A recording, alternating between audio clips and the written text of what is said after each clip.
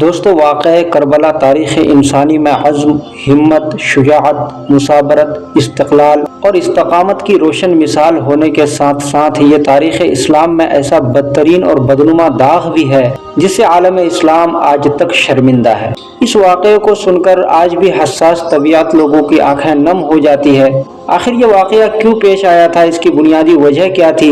اصل گڑبڑی کہاں سے شروع ہوئی تھی؟ اس المیہ نے عالم اسلام پر کیا امپیکٹ ڈالا ہے؟ یہ ساری باتیں ہم اپنے ایک پچھلے ویڈیو میں آلریڈی کر چکے ہیں۔ ویڈیو نہیں دیکھے ہیں تو لنک ڈسکرپشن میں ڈال دوں گا، بعد میں جا کر وہ ویڈیو بھی آپ دیکھ سکتے ہیں۔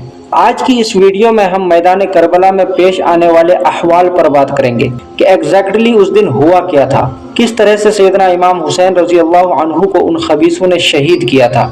دوستو، 28 اپریل سال 680 کی وہ تاریخ تھی جب عموی خلافت کے بانی حضرت امیر معاویہ رضی اللہ عنہ کا مدینہ میں انتقال ہوا۔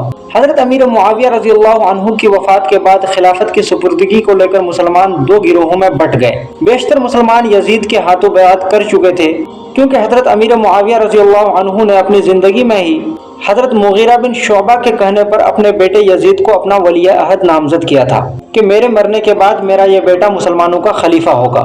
لیکن اس وقت کچھ جلیل القدر صحابہ کرام تھے جنہوں نے حضرت امیر معاویہ رضی اللہ عنہ کے فیصلے کی مخالفت کی۔ ان میں حضرت عبد الرحمن بن ابی بکر، عبداللہ بن عمر، عبداللہ بن عباس، عبد الرحمن بن زبیر اور حضرت امام حسین رضی اللہ عنہ سر فہرست ہیں۔ ان پانچوں نے یزید کی ولی عہدی کو ماننے سے انکار کر دیا۔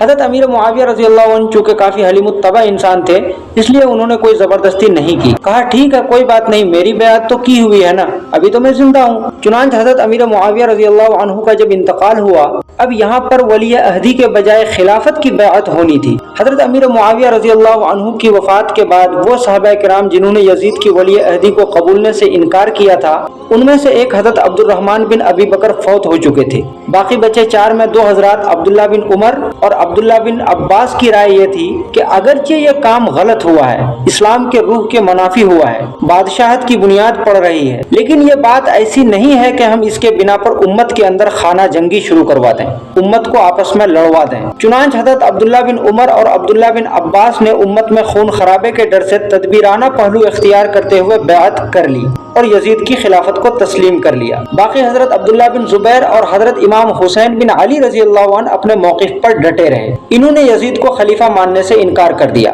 بولے یزید کسی بھی صورت خلیفہ بننے کے قابل نہیں ہے۔ اسی دوران حضرت امام حسین رضی اللہ عنہ کے پاس کوفہ سے خطوط کے انبار جمع ہو رہے تھے کہ آپ آئیے آئیے آئیے، ہم آپ کے ہاتھ پر بیعت کرنے کے لیے تیار ہیں، آپ یہاں آ کر ہمارے ہاتھ مضبوط کریں، ہم مل کر یزیدی خلافت کو اکھاڑ پھینکیں گے۔ اس تناظر میں حضرت امام حسین رضی اللہ عنہ نے اپنے چچا زاد بھائی حضرت مسلم بن عقیل رضی اللہ عنہ کو حالات کا جائزہ لینے کے لیے پہلے کوفہ روانہ کیا کہ تم وہاں جا کر احوال معلوم کرو، اگر وہاں سب کچھ ٹھیک ہو تو تم میرے نمائندے کی حیثیت سے اپنے ہاتھ پر لوگوں سے بیعت لو۔ چنانچہ مسلم بن عقیل کے کوفہ پہنچتے ہی اچانک 10-12 ہزار لوگوں نے جلدی جلدی مسلم بن عقیل کے ہاتھ پر امام حسین رضی اللہ عنہ کی بیعت کر لی۔ اسی اثنا میں حضرت مسلم بن عقیل رضی اللہ عنہ کی طرف سے کوفہ سے حضرت امام حسین رضی اللہ عنہ کو ایک خط بھیجا جاتا ہے کہ کوفہ میں حالات بالکل ٹھیک ہے، 10-12 ہزار لوگوں نے میرے ہاتھ پر آپ کی بیعت بھی کر لی ہے، آپ یہاں آئیں، کوفہ والے آپ کے ساتھ ہیں۔ دوستو، اس وقت کوفہ کا گورنر تھا نعمان بن بشیر رضی اللہ عنہ، یہ صحابی رسول تھے اور کوفہ یزیدی خلافت ہی کی عملداری میں آتا تھا۔ ادھر جب یزید کو پتا چلا کہ امام حسین رضی اللہ عنہ کا نمائندہ مسلم بن عقیل کوفہ پہنچا ہے اور وہاں مسلم بن عقیل کے ہاتھ پر کوفہ والوں نے امام حسین رضی اللہ عنہ کی بیعت بھی کر لی ہے، تب یزید نے نعمان بن بشیر رضی اللہ عنہ کو معزول کر دیا، عہدے سے برطرف کر دیا اور بصرہ کا گورنر عبید اللہ بن زیاد کو کوفہ کا نیا گورنر بنا دیا۔ ہوا کچھ یوں دوستو، پہلے یزید نے اپنا ایک مکتوب عبید اللہ بن زیاد کے نام بصرہ بھیجا جس میں کوفہ کے احوال بتائے گئے تھے کہ کوفہ میں یہ سب کچھ ہو رہا ہے، مسلم بن عقیل رضی اللہ عنہ وہاں امام حسین رضی اللہ عنہ کے نمائندے کی حیثیت سے پہنچا ہوا ہے اور کوفہ والوں نے ان کے ہاتھ پر امام حسین رضی اللہ عنہ کی بیعت بھی کر لی ہے، اس لیے میں کوفہ کے گورنر نعمان بن بشیر کو معزول کرتا ہوں، انہیں عہدے سے برطرف کرتا ہوں اور اس کی جگہ تمہیں کوفہ کا گورنر بناتا ہوں۔ تم کوفہ جاؤ اور نعمان بن بشیر رضی اللہ عنہ کو میرا پیغام پہنچاؤ کہ یزید نے تمہیں معزول کر دیا ہے اور انہیں برطرف کر کے تم عہدے پر فائز ہو جاؤ، آج سے کوفہ کی کمان تمہارے پاس ہے۔ عبید اللہ بن زیاد یزید سے بصرہ سے کوفہ روانہ ہوتا ہے۔ ادھر کوفہ والے امام حسین رضی اللہ عنہ کے انتظار میں تھے کہ مسلم بن عقیل کی طرف سے امام حسین رضی اللہ عنہ کو جو خط بھیجا گیا ہے، اچھی خبر سن کر حضرت امام حسین رضی اللہ عنہ کوفہ آتے ہی ہوں گے۔ سب انتظار کر رہے تھے کہ اسی دوران عبید اللہ بن زیاد کی انٹری کوفہ میں ہوئی تو کوفہ والے عبید اللہ بن زیاد ہی کو امام حسین سمجھ لیتے ہیں کہ حسین آ گئے۔ جیسے ہی عبید اللہ بن زیاد کا گزر کوفہ کی سڑکوں پر ہوتا ہے، مرحبا یا امام الحسین، مرحبا یا امام الحسین کی صدائیں گونج اٹھتی ہے۔ ابن زیاد یہ سب دیکھ کر حیرت زدہ ہو جاتا ہے۔ یہ سب سے پہلے نعمان بن بشیر کے پاس پہنچتا ہے اور انہیں بتاتا ہے کہ میں امام حسین نہیں بلکہ عبید اللہ بن زیاد ہوں، میں یہاں یزید کے حکم سے آیا ہوں اور تمہارے لیے یزید کا پیغام لایا ہوں۔ یزید نے تمہیں معزول کر دیا ہے، تمہیں برطرف کر کے مجھے کوفہ کا گورنر بنایا ہے۔ آج سے کوفہ کا گورنر تم نہیں بلکہ میں ہوں۔ آج سے کوفہ کی کمان میرے ہاتھ میں ہوں گی۔ عبید اللہ بن زیاد کوفہ کا گورنر بنتے ہی انہوں نے سب سے پہلا کام یہ کیا کہ لوگوں پر ظلم و تشدد کرنا شروع کر دیا۔ کہا جو لوگ مسلم بن عقیل سے عقیدت اور بیعت توڑ دیں گے انہیں امان اور تحفظ دیا جائے گا، ورنہ وہ نتائج بھگتنے کے لیے تیار رہے۔ کوفہ والے چونکہ وفادار تو تھے نہیں، اس لیے انہوں نے ابن زیاد کے تشدد کے ڈر سے دھڑا دھڑ بیعت توڑ دی۔ اس کے بعد ابن زیاد نے مسلم بن عقیل رضی اللہ عنہ کی تلاش شروع کر دی۔ اس وقت مسلم بن عقیل اہل بیت سے محبت رکھنے والے ایک شخص ہانی بن عروہ کے گھر پر تھے۔ جب ابن زیاد کو پتا چلا تو ابن زیاد نے ہانی کو اپنے پاس بلا کر مسلم کے بارے میں پوچھا، لیکن ہانی نے بتانے سے انکار کر دیا، جس کی وجہ سے ابن زیاد نے ہانی کو گرفتار کر کے کوڑے بھی لگوائے۔ جب مسلم بن عقیل کو یہ پتا چلا تو انہوں نے 18,000 لوگوں پر مشتمل ایک فوج کو منظم کیا اور ابن زیاد کے محل کا گھیراؤ کر لیا۔ اس وقت ابن زیاد کے پاس اتنی بڑی فوج سے لڑنے کی طاقت تھی نہیں، اس لیے ابن زیاد نے حکمت عملی دکھائی۔ ابن زیاد کوفہ کے سرداران کی ترغیب سے مسلم کی فوج میں پھوٹ ڈلوا کر انہیں بانٹنے میں کامیاب ہو گیا۔ لاسٹ میں مسلم کے پاس صرف 30 لوگ رہ گئے، جس کی وجہ سے مسلم نے مجبوراً ایک بڑھیا کے گھر میں پناہ لیا، لیکن اس بڑھیا کے لڑکے نے بھی انعام کے لالچ میں خود ابن زیاد کو بتا دیا کہ مسلم بن عقیل میرے گھر میں ہے۔ چنانچہ مسلم بن عقیل کو وہاں سے گرفتار کر کے شہید کر دیا گیا۔ مسلم بن عقیل نے موت سے قبل محمد بن اشعث سے کہا تھا کہ میری موت کی خبر امام حسین رضی اللہ عنہ کو ضرور پہنچا دینا اور انہیں میرا یہ پیغام بھی پہنچا دینا کہ کوفہ والوں پر ہرگز بھروسہ نہ کریں۔ ابن اشعث نے اپنا وعدہ پورا کیا۔ انہوں نے اپنا ایک قاصد امام حسین رضی اللہ عنہ کی طرف روانہ کیا۔ ادھر ان تمام باتوں سے بے خبر حضرت امام حسین رضی اللہ عنہ کوفہ روانگی کی تیاری میں تھے۔ جب آپ کوفہ روانہ ہو رہے تھے تب بیشتر صحابہ کرام، جن میں عمر بن عبد الرحمن، عبداللہ بن عباس اور عبداللہ بن زبیر تھے، انہوں نے آپ کو کوفے کی روانگی سے روکنے کی بے حد کوشش کی، کیونکہ کوفیوں کا سابقہ غدارانہ طرز عمل ان کے سامنے تھا۔ لیکن حضرت امام حسین رضی اللہ عنہ بضد تھے، وہ عزم کر چکے تھے۔ جب حضرت امام حسین رضی اللہ عنہ رضامند نہ ہوئے تب لاسٹ میں حضرت عبداللہ بن عباس نے کوفہ جانے کے بجائے یمن جانے کی تجویز پیش کی، لیکن آپ پھر بھی نہیں مانے۔ لاسٹ میں حضرت عبداللہ بن عباس نے کہا جب آپ عزم کر ہی چکے ہیں تو کم سے کم اپنے اہل و عیال کو ساتھ نہ لے جائیں، مجھے ڈر ہے کہ آپ عثمان کی طرح اپنے بچوں کے سامنے ذبح کر دیے جائیں گے۔ لیکن ان تمام ترغیبات کے باوجود سیدنا امام حسین رضی اللہ عنہ اپنے فیصلے پر قائم رہے۔ بالآخر 9 ذی الحجہ سن 60 ہجری کو آپ مکہ سے کوفہ کے لیے روانہ ہوئے۔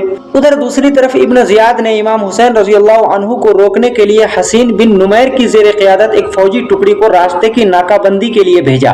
حسین بن نمیر نے تمام اہم راستوں کی ناکہ بندی کر دی۔ امام حسین رضی اللہ عنہ اپنا سفر جاری رکھتے ہیں۔ جب آپ ثعلبیہ کے مقام پر پہنچتے ہیں تب راستے میں آپ کی ملاقات محمد بن اشعث کے بھیجے گئے ایک قاصد سے ہوئی، جو آپ کو مسلم بن عقیل کی شہادت اور کوفہ کے حالات کے بارے میں بتاتا ہے کہ کوفہ کے حالات ویسا نہیں ہے جیسا آپ سمجھ رہے ہیں۔ کوفہ میں سب کچھ بدل سا گیا ہے۔ عبید اللہ بن زیاد کوفہ کا نیا گورنر بن گیا ہے اور جن لوگوں نے مسلم بن عقیل کے ہاتھ پر آپ کی بیعت کی تھی وہ سارے لوگ بیعت توڑ چکے ہیں، اس لیے آپ آگے نہ جائیں، یہیں سے واپس لوٹ جائیں۔ آپ کے زیادہ تر ساتھیوں نے واپس لوٹنے کا مشورہ دیا، لیکن مسلم بن عقیل کے بیٹے اڑ گئے۔ کہا اب ہم اپنے والد کا قصاص، اپنے والد کا انتقام لیے بغیر ہرگز واپس نہیں لوٹیں گے۔ اس وقت حضرت امام حسین رضی اللہ عنہ نے اپنے ساتھیوں کو جمع کیا اور کہا جو واپس جانا چاہیں جا سکتے ہیں، ہم سفر کوفہ جاری رکھیں گے، جنہیں ہمارے ساتھ نہیں جانا ہے انہیں مکمل اختیار ہے، ہمارے طرف سے کوئی زبردستی نہیں ہے۔ اس وقت سوائے ان جانثار ساتھیوں کے جو مدینہ سے آپ کے ساتھ پختہ عزم لے کر نکلے تھے، سب ساتھ چھوڑ گئے۔ امام حسین رضی اللہ عنہ سفر کوفہ جاری رکھتے ہیں۔ بالآخر 2 محرم الحرام سن 61 ہجری بمطابق 2 اکتوبر سال 680 عیسوی کو امام حسین رضی اللہ عنہ کا قافلہ کربلا کے کے میدان میں پہنچتا ہے اور ادھر ابن زیاد 6000 سپاہیوں پر مشتمل ایک لشکر عمر بن سعد کی زیر قیادت امام حسین رضی اللہ عنہ کے پیچھے بھیجتا ہے۔ دونوں فوجیں آمنے سامنے ہوئی۔ اس ٹائم امام حسین رضی اللہ عنہ نے کوفیوں سے مصالحت کی کوشش کی، کہا دیکھو میں یہاں تم ہی لوگوں کے بلاوے پر آیا ہوں، وہ سارے خطوط جو تم نے ہمیں بھیجی ہیں ابھی بھی ہمارے پاس موجود ہے۔ اب چونکہ تم باغی ہو چکے ہو، ہمارے ساتھ غداری پر اتر آئے ہو، اس لیے یا تو مجھے مدینہ واپس جانے دو یا مجھے رومیوں کے سرحدوں تک پہنچا دو تاکہ میں کافروں سے جنگ کرتے ہوئے شہید ہو جاؤں، یا مجھے یزید کے پاس جانے دو، میں اپنا معاملہ انہی سے نپٹاؤں گا، اگر مجھے بیعت کرنی ہوگی تو ڈائریکٹ یزید کے ہاتھ پر بیعت ہوں گا۔ لیکن کوفیوں کو یہ چیز گوارا نہ تھی کہ امام حسین رضی اللہ عنہ یزید کے پاس پہنچے۔ اگر یہ یزید کے پاس پہنچ گئے تو ہمارا کچا چٹھا بیان کر دیں گے کہ انہوں نے تو مجھے ورغلا کر بلایا تھا، پھر یزید کے سامنے ہماری شامت آ جائے گی۔ اس لیے کوفیوں نے امام حسین رضی اللہ عنہ کی بات ماننے سے انکار کر دیا، اور ادھر عمر بن سعد کو ابن زیاد کا پیغام ملتا ہے کہ امام حسین رضی اللہ عنہ اگر بیعت نہ کریں تو ان کا کھانا پانی بند کر دیا جائے۔ عمر بن سعد امام حسین رضی اللہ عنہ کو گرفتار کرنا چاہتے تھے، مگر ابن زیاد یہ سن کر عمر بن سعد کو سرزنش کرتے ہوئے حکم دیتا ہے کہ اگر امام حسین رضی اللہ عنہ اور ان کے ساتھی خود کو حوالہ کر دیں تو ٹھیک ہے، ورنہ گرفتاری نہیں بلکہ ڈائریکٹ جنگ کی راہ لو۔ تو دوستو 9 محرم الحرام سن 61 ہجری کو سانحہ کربلا کا آغاز ہوا۔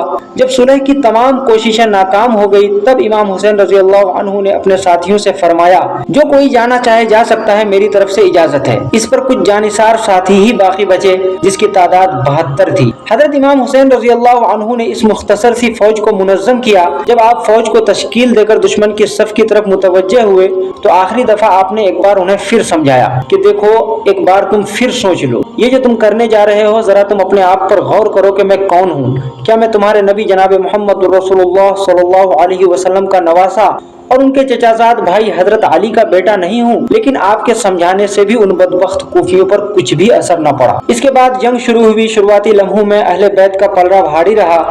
صبح ہو چکی تھی، 10 محرم الحرام عاشورہ کا دن تھا۔ یزیدی لشکر عمر بن سعد کی قیادت میں آگے بڑھتا ہے اور امام حسین رضی اللہ عنہ اور آپ کے ساتھیوں کے ساتھ جنگ کرتا ہے۔ فدایان اہل بیت بھی دشمنوں کی یلغار کے سامنے قوت ایمانی کے ساتھ ڈٹ کر مقابلہ کرتا ہے۔ آخر یہ 72 افراد 4000 افراد پر مشتمل فوج کے سامنے کب تک ٹک سکتے تھے؟ فدایان اہل بیت دھیرے دھیرے لڑتے لڑتے شہید ہوتے چلے گئے، لیکن وہ آخری سانس تک لڑتے رہے اور میدان چھوڑ کر نہیں بھاگے۔ دوپہر تک حضرت امام حسین رضی اللہ عنہ کے سارے ساتھی شہید ہو چکے تھے۔ اب اہل بیت کی باری تھی۔ اہل بیت میں سب سے پہلے حضرت امام علی اکبر رحمہ اللہ لڑتے لڑتے شہید ہو گئے۔ امام حسین رضی اللہ عنہ کی بہن سیدہ زینب رضی اللہ عنہا نے جب حضرت علی اکبر کی شہادت کی خبر سنی تو خیمے سے باہر آئی اور حضرت علی اکبر کی لاش کو دیکھ کر زار و قطار رونے لگی۔ لاسٹ میں حضرت امام حسین رضی اللہ عنہ نے اپنی تلوار کو بے نیام کیا اور دشمنوں سے ڈٹ کر مقابلہ کیا۔ حضرت امام حسین رضی اللہ عنہ چاروں طرف تلوار لہراتے گھومتے رہے اور یکے بعد دیگرے کئی دشمنوں کو ڈھیر کرتے گئے۔ کوفی آپ کو چاروں طرف سے گھیر چکے تھے مگر شہید کرنے کی جرأت کسی کے اندر نہیں ہو رہی تھی۔ بالآخر شمر بن جوشن کے اکسانے پر ملعون زرعہ بن شریک التمیمی نے امام حسین رضی اللہ عنہ کے بائیں بازو پر پہلا وار کیا اور دوسرا وار آپ کے کندھے پر کیا۔ ملعون سنان بن انس نے آپ کے جسم اطہر پر تیر چلایا جس سے آپ گر کر شہید ہو گئے۔ اس کے بعد ملعون بدبخت شمر بن جوشن آپ کی طرف بڑھا اور پیچھے سے آپ کی گردن کو کاٹ کر سر کو تن سے الگ کر دیا۔ امام حسین رضی اللہ عنہ کی شہادت کے بعد شمر کی خواہش تھی کہ امام حسین رضی اللہ عنہ کے سب سے چھوٹے بیٹے حضرت علی اصغر کو بھی قتل کر دیا جائے، مگر حضرت علی اصغر چونکہ اس وقت کم عمر ہونے کے ساتھ ساتھ بیمار بھی تھے اور انہوں نے جنگ میں حصہ بھی نہیں لیا تھا، اس لیے لوگوں نے انہیں مارنے سے انکار کیا کیونکہ ایسا کرنا روایات کے خلاف تھا۔ تو کربلا کے میدان میں اہل بیت میں سے مرد حضرات میں صرف حضرت علی اصغر ہی زندہ بچے جو حضرت امام حسین رضی اللہ عنہ کے چھوٹے بیٹے تھے، اسی سے آپ کی نسلیں چلی۔ دوستو روایات کے مطابق حضرت امام حسین رضی اللہ عنہ کے سر کو کاٹ کر پہلے ابن زیاد کے دربار میں ابن زیاد کے سامنے پیش کیا گیا۔ روایات کے مطابق بدبخت ابن زیاد نے خضران کی ایک لکڑی لی اور آپ کے ہونٹوں پر پھیرنی شروع کی۔ اس وقت صحابی رسول حضرت زید بن ارقم رضی اللہ عنہ بھی وہاں موجود تھے جو یہ ماجرا دیکھ کر لرز اٹھے، بولے خدا را ایسا نہ کریں، خدا کی قسم میں نے ان ہونٹوں کو رسول اللہ صلی اللہ علیہ وسلم کے ہونٹوں سے کئی بار ٹچ ہوتے ہوئے، کئی بار آپ صلی اللہ علیہ وسلم کے ہونٹوں سے لمس ہوتے ہوئے دیکھا ہے۔ اس کے بعد امام حسین رضی اللہ عنہ کے سر کو کوفہ سے دمشق لے جایا گیا یزید کے پاس، تو یزید بدبخت نے بھی وہی حرکت کی جو ابن زیاد نے کی تھی۔ آپ کے لب مبارک پر چھڑی پھیر کر بے حرمتی کی۔ وہاں پر یزید کے دربار میں صحابی رسول حضرت ابو برزہ اسلمی رضی اللہ عنہ موجود تھے، جنہوں نے خدا کا واسطہ دے کر رسول اللہ صلی اللہ علیہ وسلم کا حوالہ دے کر یزید کو اس حرکت سے روکنے کی کوشش کی۔ بولے پلیز ایسا نہ کریں، میں نے اپنی زندگی میں بار بار رسول اللہ صلی اللہ علیہ وسلم کو ان لبوں پر بوسہ لیتے ہوئے دیکھا ہے۔ دوستو، امام حسین رضی اللہ عنہ کی شہادت کے وقت آپ کی عمر 56 برس کی تھی۔ آپ کے جسم اطہر کو عراق میں کربلا میں دفن کیا گیا اور سر مبارک کو دمشق میں دفن کیا گیا۔ السلام علیکم ورحمۃ اللہ وبرکاتہ۔